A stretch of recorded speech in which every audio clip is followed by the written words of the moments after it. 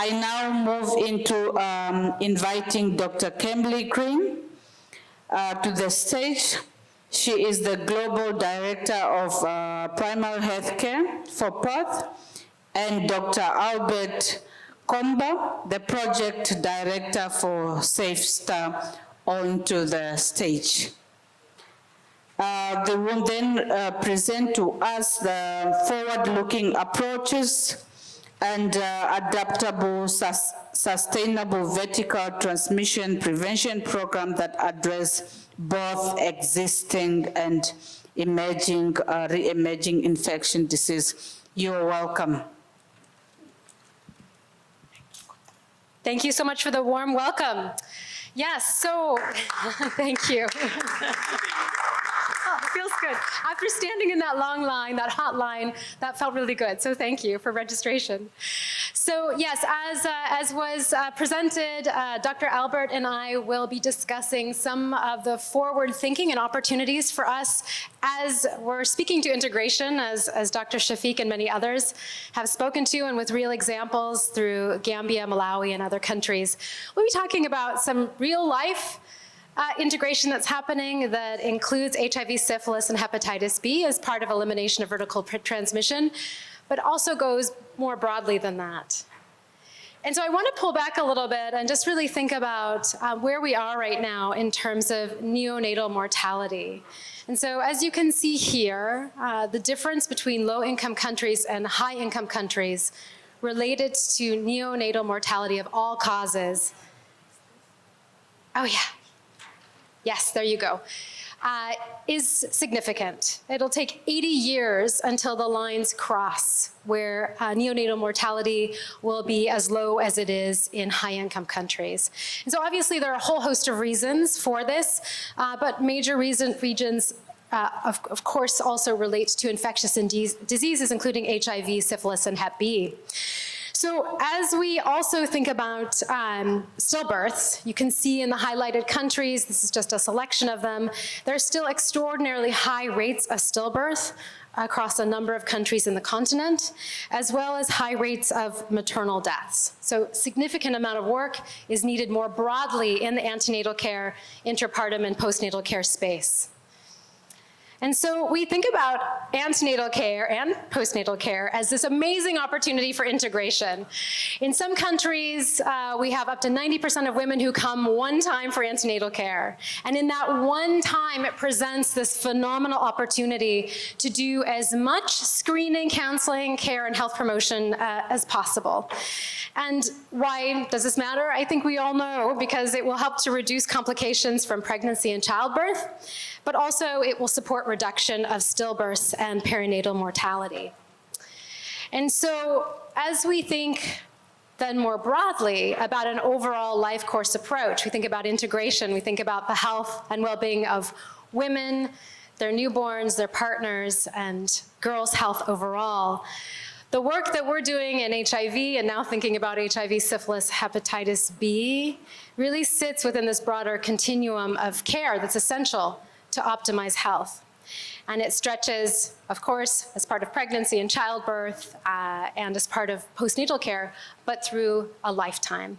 And so this is really the lens or the perspective which is really critical for us as we're thinking about healthcare opportunities in that specific moment of pregnancy, childbirth, and the postpartum period. And so now specifically looking at triple elimination. So we know that HIV, syphilis, Hep B, and also for us, we include Chagas disease as part of the work that we do. We know they contribute to the leading causes of preventable stillbirth and child mortality. We also know for a whole host of reasons that progress has stymied, including, as Shafiq very well articulated, the current challenges that we face this year, but also challenges with stigma and discrimination, and some women who have more challenges in accessing services than others, and the critical importance of community involvement, which isn't always the case in the way that services are designed and delivered. And so with that, I want to turn to a couple of case studies of really interesting work that's underway that's looking at more broader integration of disease screening through pregnancy, through postpartum. We're going to start first with SAFEStart Plus, and Dr. Albert Komba will share some of the updates of this project and what we're aiming to achieve, including some work that relates to MPOX. And then from there, we'll cite a few other key examples, and then we'll wrap up. So over to you, Albert.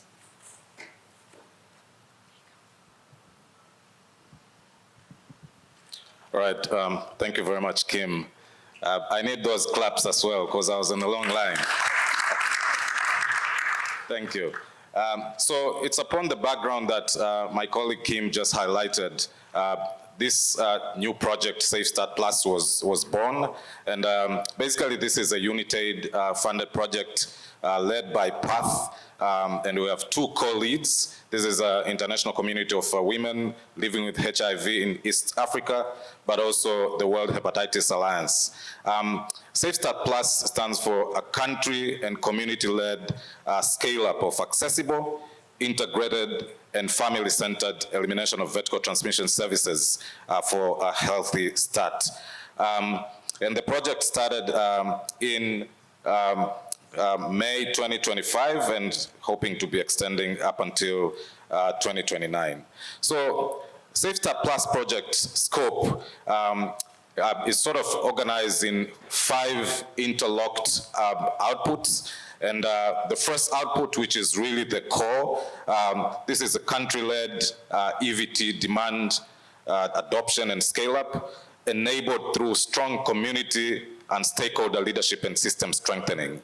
And just to give a bit of more information on that, we are going to be, and we're working with Ministers of Health, particularly through the technical working groups, the EVT technical working groups, first doing situational analysis, also coupled with some values and preference studies to try to understand the integration readiness, but where does the country sit in terms of provision of integrated EVT services. And then based on that, we're working with MOHs to prioritize and come up with interventions that are going to be providing services to the pregnant and breastfeeding women in the countries, and I'll be highlighting in a bit.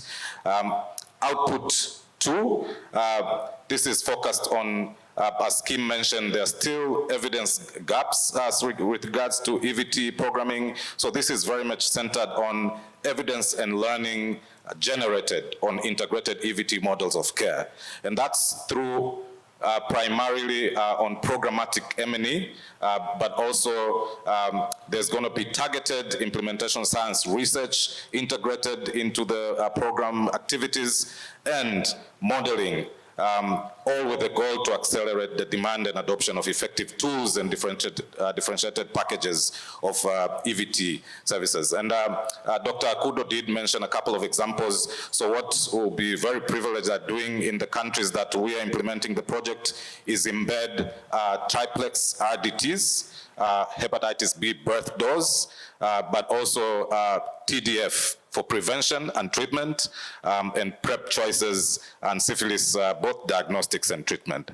The output 3, as we all are very much aware in the background provided my colleague, but also Dr. Akudo, we know that we have EVT products available, some old products, but they have not been adequately scaled up, but also they're new and those in the pipeline. So output 3 is focused on market shaping, unlocking the barriers both to new and underutilized products. And so under this scope, SAFEStart Plus will be and is engaging with manufacturers in trying to ensure affordability and supply and supply chain issues in a sustainable manner, and accelerating country regulatory processes. Output 4, again, very essential. It's all about effective transition and financing, and this is through the country and regional integrated EVT programs. And we're working alongside country governments, but also Africa, the CDC, and other partners partners in strengthening that bit. Output 5, this is very much focused on mpox testing and care integrated within the EVT platform, so both antenatal and postnatal. And so what we're doing here is using the WHO recommended approaches, and I'll clarify a little bit in the next slide. So specifically for mpox, and I need to mention this is happening in DRC only in the country, in the project, we have a couple of interventions integrated into the ANC and PNC platforms. First one is to increase mpox screening and access and community awareness by applying the WHO mpox HIV and syphilis testing, referral, care and treatment, also IPC. And then output, the second intervention is providing integrated point of care testing as soon as they become available, and leveraging on the antenatal care platform, but also home visits for targeted risk communication and community engagement. And then RDTs, and also we are going to be supporting or sub-granting local NGOs for some of the community work. So before I turn to my colleague, I'll just highlight a little quick. This is not moving. Sorry about that. I think it's stuck.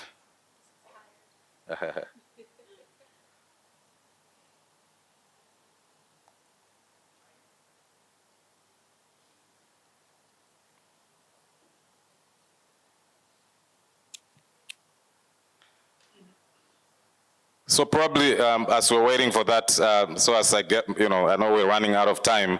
I think I want to mention two things before I pass over to Kim to carry on. Number one is in terms of where the project is being implemented, we're focusing on 19 countries in general. And out of these 19 countries, we have 4 core countries. These 4 core countries are where we have comprehensive interventions. I think you can go back one slide. Yeah, so 4 core countries are Malawi, Paraguay, Uganda, and Nigeria, and also, yeah, it's gone dark. And then we have focus countries where we have very targeted interventions. This is DRC, Brazil, South Africa, Senegal, and Vietnam, and a couple of other countries. So I would wind up by saying, how does SAFEStart Plus focus on scalability? This is going to be achieved in 4 ways. One, generating the evidence through the programmatic learning, CQI, and implementation science research. And this is going to be offering the country kind of a playbook to be able to scale up interventions. And then we're going to be informing the WHO guidelines, so I didn't mention, but we are collaborating closely with WHO and PAHO, and then addressing some of the supply barriers, addressing some of the supplies barriers, and then the last one, improvement across the countries, particularly through peer learning. So let me pass it over to my colleague Kim, and sorry about the slides. Thanks, Albert. Okay, let's see if we can continue. Yes, all right.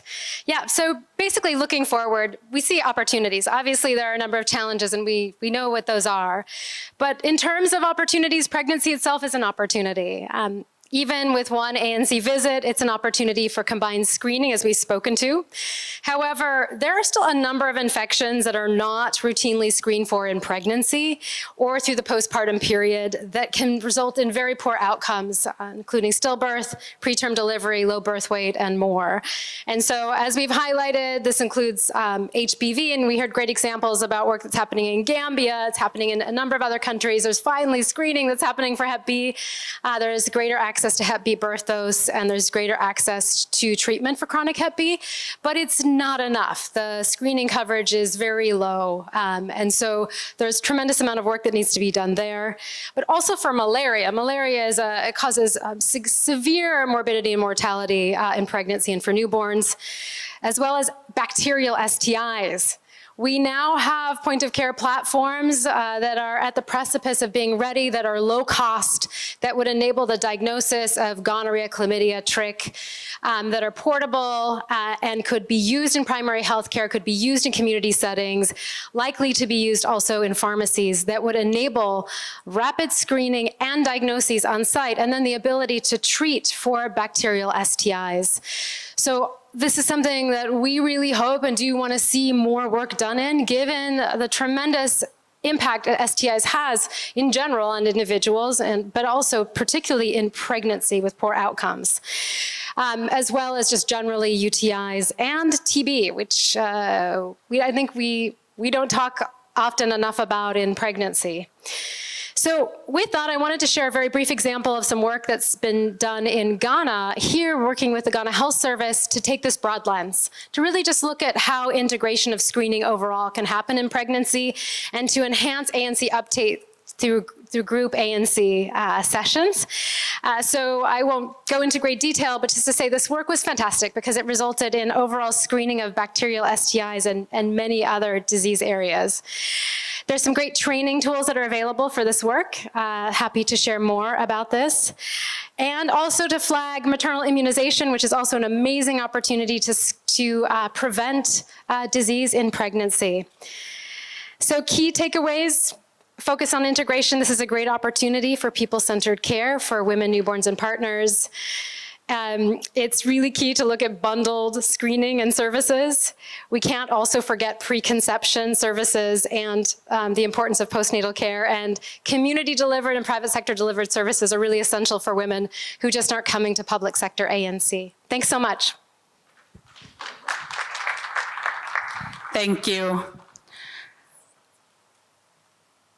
This was last session for this very first session.